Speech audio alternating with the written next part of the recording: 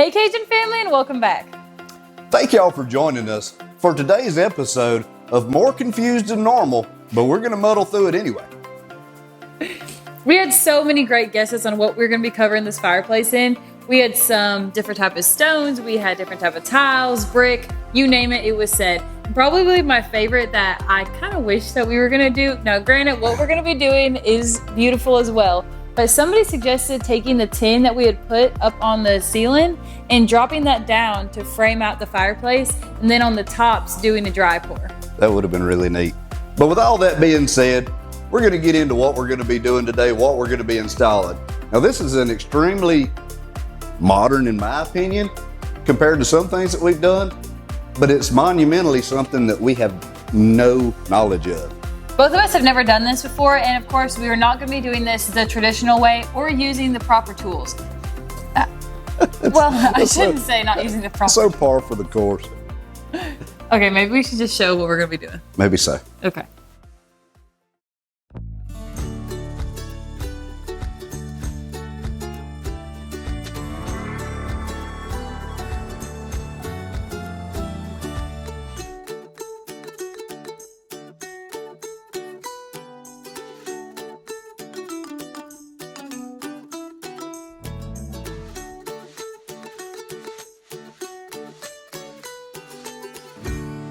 I think you got your truck squatted to the max. Yeah, there's a couple of little issues here. Issue number one is it's probably, I don't know, this is a 3/4 ton truck, and that is way more weight than I thought it was going to be. Wait, whoa. I don't even think that that's issue one. I think issue one is the fact that you didn't even put a ratchet strap on it. You drove it the whole way like this? That's exactly what I did. I usually always keep 2, 3, 4 ratchet straps in the truck to secure the load, just in case we buy something that needs a ratchet strap. Well, in this case, I forgot and I took them out of there. You remember the generator, whenever we strapped the generator down? That's where the ratchet straps are. I was gonna put my faith in the company factory wrapping situation there, but I can see that that was probably a mistake. But hey, I did make it home with them. Okay, but wait, I have a comment. Not one tile was injured in the making of this film. Actually, we don't know that yet. We haven't undone. Up to this point, not one tile has been injured in the making of this film. Just throwing this out there. You realize that you were in a store that you could have bought some for, I don't know, $10? And things ain't free.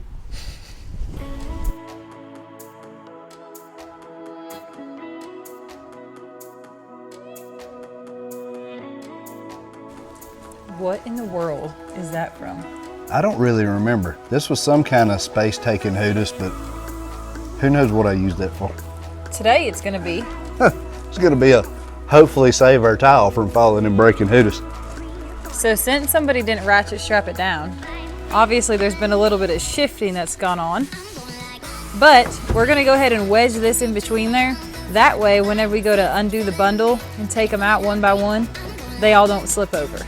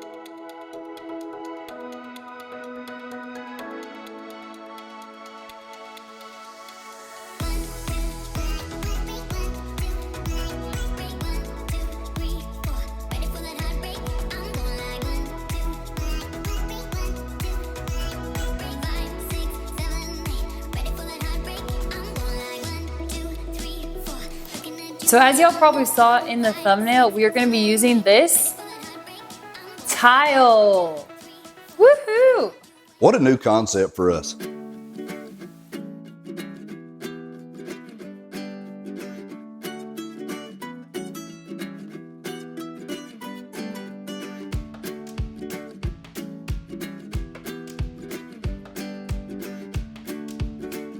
I really question our judgment sometimes, to be honest with you, because it just seems like this would be difficult to do because it's so big. But the good thing is it's going to cover a big area. So if we do get one of these right, at least we've covered some ground. I'll have to admit, there is a lot more anxiety than normal getting ready to do this because this stuff will break. And I am not the most delicate of all creatures. It's just not one of my strong suits. So I'm going to have to be super careful with this stuff. Hopefully we can get it looking just like this, except more of it.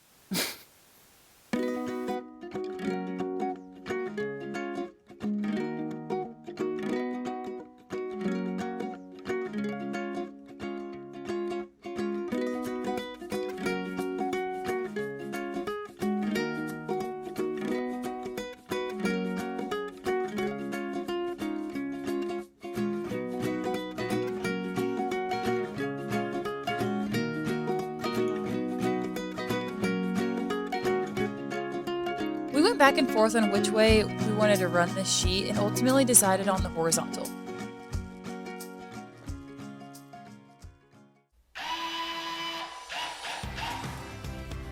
Y'all, this thing is great. The Fantic S1 Pro is a portable cordless screwdriver that enables you to screw and unscrew fasteners and much more using an electronic device smoothly without any effort. The maximum speed can reach 220 RPM.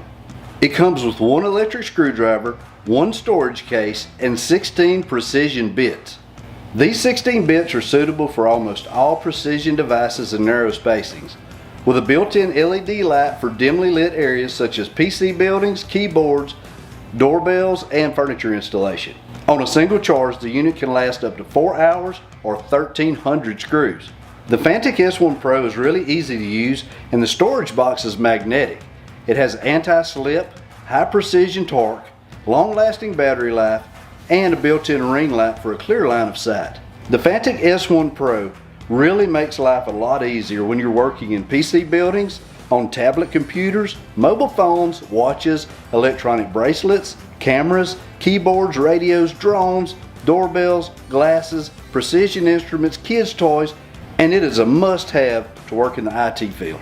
Click on the link in the description, select the Amazon code, and use discount code CCLS1 Pro for a total of 29% off your order. Y'all, this thing is great. There's 9 receptacles in this room, and this shaves off so much time. It's so easy to use, it's lightweight, and it's really powerful. I love this thing. This offer is only going to be available for a limited amount of time, so order soon to get your Fantic S1 Pro. One thing that really deterred us originally from doing tile was actually having to buy a tile saw. The ones that we were looking at were around $600, and that was just unrealistic to be, even though we're going to be doing tile in the bathroom, in the kitchen, in the living room, in the other bathroom, we just could not wrap our heads around paying $600 for a saw that only was going to cut tile. Which brings us to this little jewel. Now, it seems like a really good option, but we have not cut the first piece of tile with it. So we may grow to hate this thing, who knows? But this thing was only $84, so if this does work good, this is gonna make tiling an option for a lot more people than people who just do this for a profession. And that was another thing, for us to be able to find a tile saw that was actually big enough to cut this tile, that was a completely different deal, and it moved us up into a really high bracket as far as tools go. You could get a cheapie that was big enough to cut these for, like she said, what, $680? Yeah, it was almost $700. Yeah, so we're gonna make every attempt to make this work before we bite off into something like that. Another thing that we are gonna try, and y'all are probably screaming at us right now telling us not to do it, is we're gonna try to cut this from the back first. The only reason that we're gonna do that is because we were able to push this up against the wall and then we scribed the back of it. So We'll let y'all know in just a second if you can cut this from the back or not.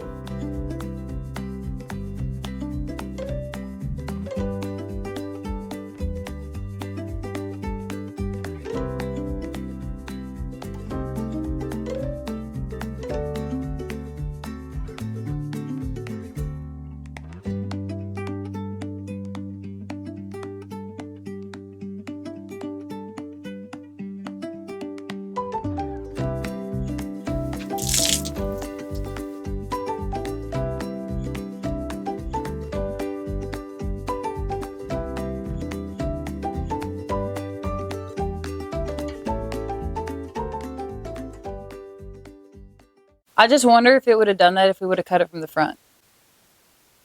Probably not. It probably wouldn't have. Oh well, we live and learn. It still works. Why we started on the side, honey. I think it's okay. I mean, I think any of it, I don't think that it really matters what we do. I think we're going to have some little imperfections that we're just going to have to take care of. At this point, we should be getting all of our stuff mixed up to make the, what do they call that? Like mortar or Thin set, I think is what they call it. thin set? I think so. Okay, well, that's what we would typically be doing in a normal situation. But instead, we're going to be using liquid nails. This is rated for wood, metal, glass, most plastics, subfloor, ceramic, marble, mirrors, foam board, landscape block, granite, rubber, and more. So in the and more category, we're going to go ahead and throw tile in there.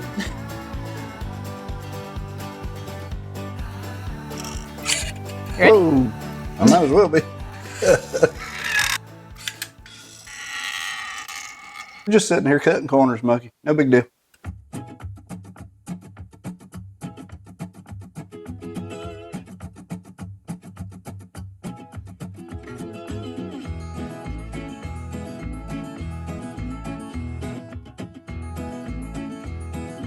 This right here is not an average, ordinary flathead screwdriver. This is a gap your tile off of the floor Hootis. I think that the first Hootis we ever made was a screwdriver. I think so too. There's so many uses. Screwdriver is just not a fun word. Isn't it more fun to make a Hootis? Okay. Now these little spacing Hootises go in here.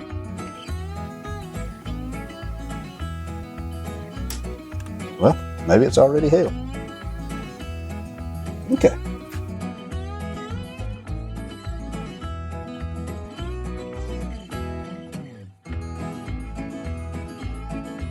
So we're running the sheet horizontal, but the pattern kind of runs vertical.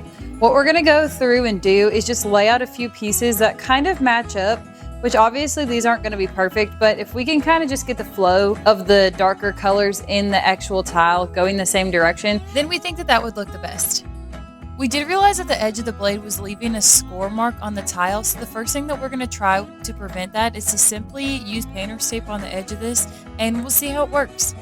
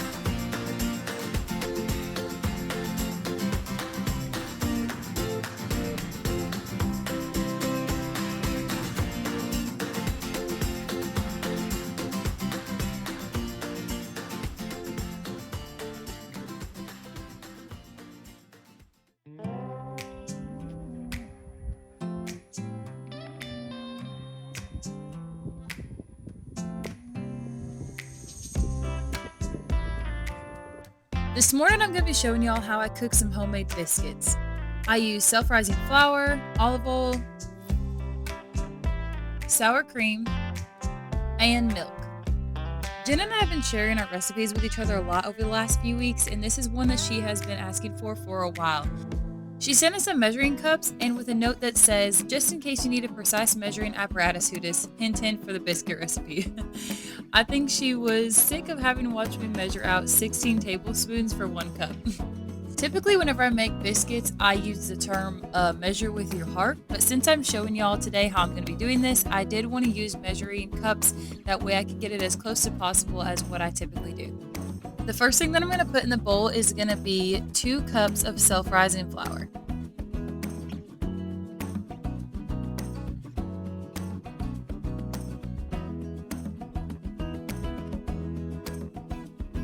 Then I did a 1/4 cup of olive oil.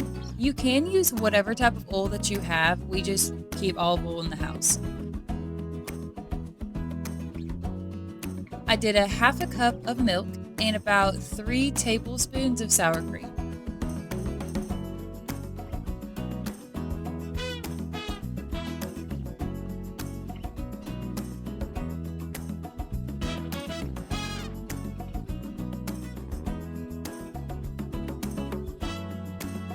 Now you definitely can mix this with a fork, but I choose to do it by hand. A lot of this dough is a lot easier to tell if it's ready or to the right consistency if you use your hand. I just start mixing it around, and typically I end up having to add either a little bit of olive oil, some sour cream, or milk. Like right here, it was way too dry. You could still see all the flour that was around there, so I went back in and added a 1/4 cup of milk and another tablespoon or 2 of sour cream. Next, I go ahead and oil my skillet just with a paper towel, wipe it around, and then this is what your dough should look like. If it's a little bit too wet or sticking to your hands, you can always just roll it by putting a little bit of flour on your hands first, and that should even out the consistency. Now you can just roll this into the shape and the size that you want. I typically do about 6 or 7 biscuits in this size pan.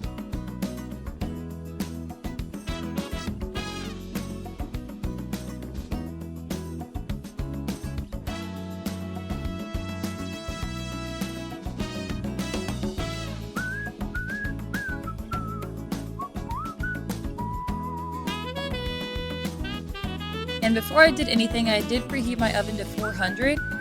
Once I got done rolling them, I could throw them right inside the oven, and I cook them for about 20 to 25 minutes. And there y'all go. Here's some Southern style biscuits.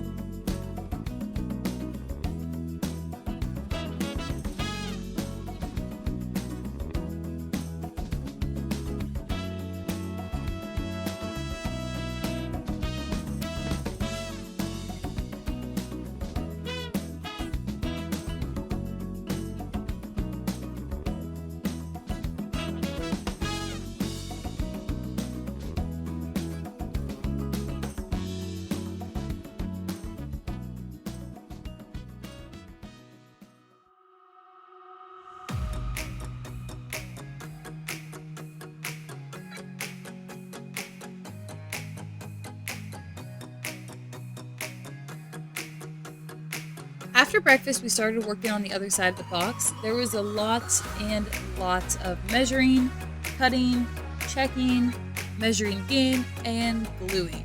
So our minds were very, very occupied all day.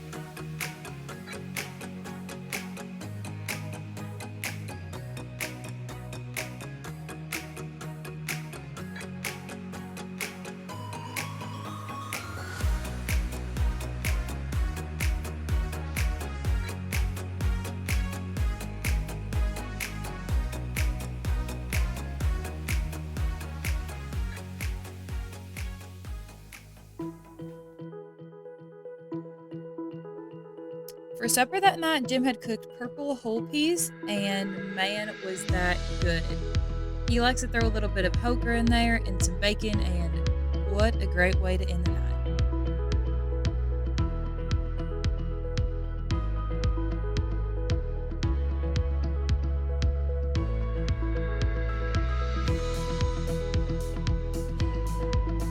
Okay, today's the day that we finally get to start working on the other side because our Hootis contraption that, did you ever name that? Multiple named Hootis. That whatever we got going down here is about to be ready to be took down. Now we did wait like 3-ish days, but we didn't have to wait that long. I think the dry time was what? It says 24 hours on the product. So, And we waited 3 days.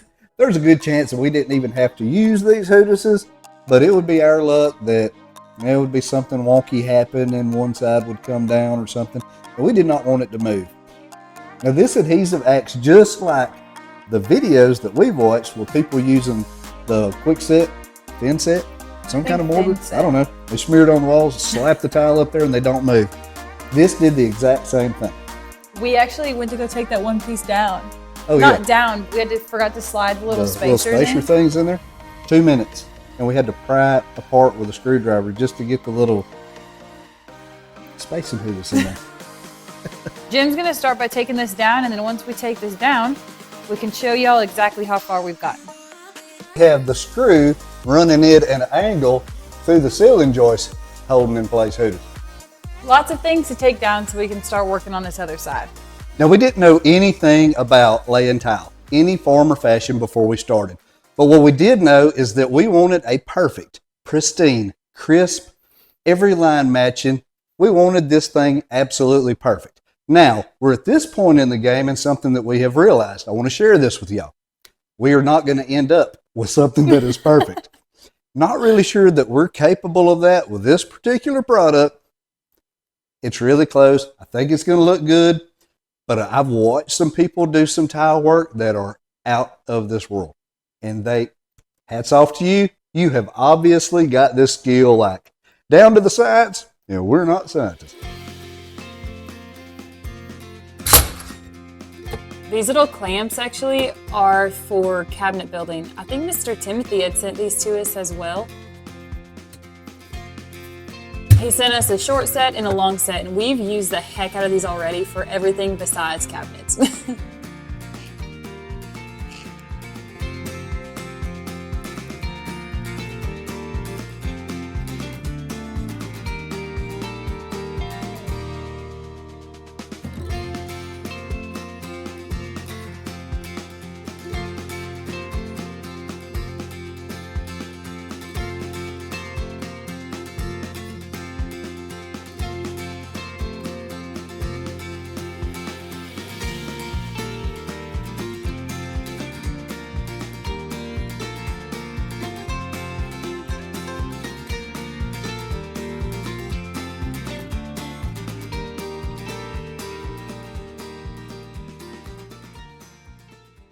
The type of spacers that we're using are 2 different types. So y'all have probably seen these small little orange X's. They're like silicone feeling.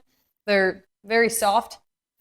And then we are using these, which is something that we have never used before, but we saw these online and thought they'd be really cool. They are a little bit pricier, but given that we are not the scientists like Jim claimed earlier, we wanted to make sure that we were going to get this tile really, really level. So what you do is you put this in behind the tile. This side sits on one side and this side sits on the other. So you slide it into this cap. So then what you do is you'll screw the cap on until it levels both sides of the tile. So I'll show you all over here. That's why we kind of have a little bit of a gap in some places that I went back and just filled in with that liquid nails, because we definitely wanted our tiles to be flush with each other versus flush with that plywood. So far on this side, we have the outside, which is where we started, and we went ahead and put this back piece in, but that's about it. So we need to do the top, the sides, the front, the other top, and we need to cut out for this outlet. So We're gonna try to knock out this whole side, which it seems like a little area, but It takes forever for us to get this done. I don't know why it takes us so long.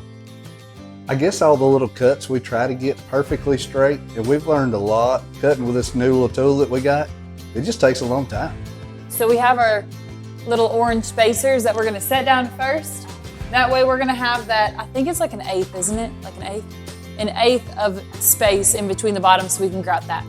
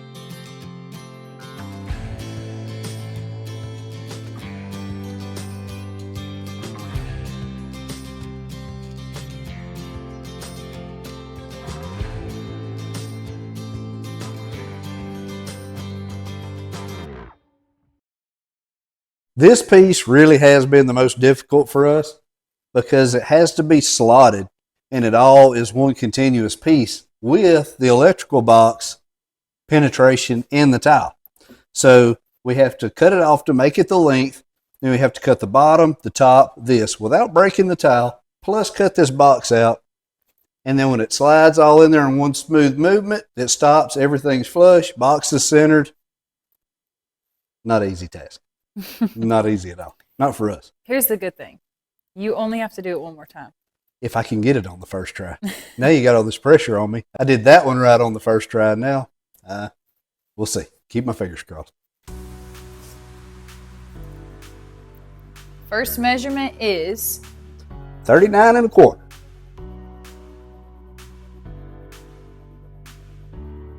So this side right here is going to be the front edge, so we're going to work from this side back. 39 and a quarter. We're going to get the roll of tape, and before we even mark anything, we're going to go ahead and put a piece of tape down.